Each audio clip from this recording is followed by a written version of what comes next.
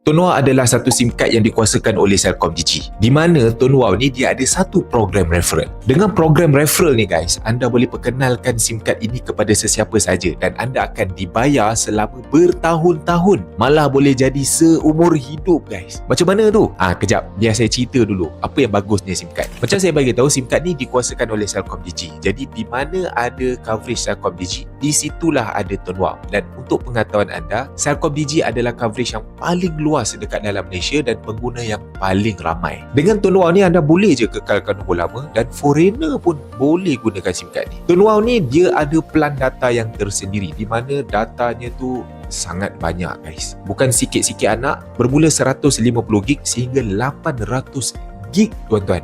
Kalau orang yang normal, data ni sangat banyak lah. Jadi insyaAllah cukup lah untuk keperluan bulanan. Kalau anda yang pelajar ataupun anda ni veteran, anda boleh ambil plan FU20. Dia bagi 35GB data, anda boleh guna selama sebulan. Tapi kalau anda nak data yang lebih banyak, saya cadangkan anda ambil FU35. Anda boleh dapat data 150GB unlimited call untuk sebulan. Kalau anda nak gunakan untuk hotspot yang banyak ataupun untuk modem, anda boleh ambil plan FU60 di mana anda akan dapat 500GB data dan sebahagian besarnya boleh guna untuk hotspot. Kalau anda nak pergi ke luar negara, jangan risau, Tun Wow ada plan roaming, ada plan bulanan, ada plan mingguan, plan 3 hari pun ada. Kalau anda nak guna untuk harian ataupun untuk mingguan, Tun Wow juga ada plan tersebut. Bukan itu saja, anda bukan sekadar dapat data yang banyak, tapi anda juga diberikan cashback sehingga 5% tiap kali anda bayar. Contoh, anda bayar RM50, anda dapat balik RM2.50. Anda bayar RM60, anda dapat balik RM3. Ini adalah cashback. Selama ni kita pakai handphone, kita bayar tiap-tiap bulan 1 sen pun kita tak dapat, tapi beribu ringgit kita dah habis selama bertahun-tahun pakai. Tapi dengan Tun Wow, kita dapat balik 5% cashback tersebut. Dan Tun Wow juga beri kita PA takaful sehingga RM50,000 secara percuma. Korang tak payah bayar caruman. Tun Wow akan lindungi korang dengan RM50,000 takaful as long SIM card korang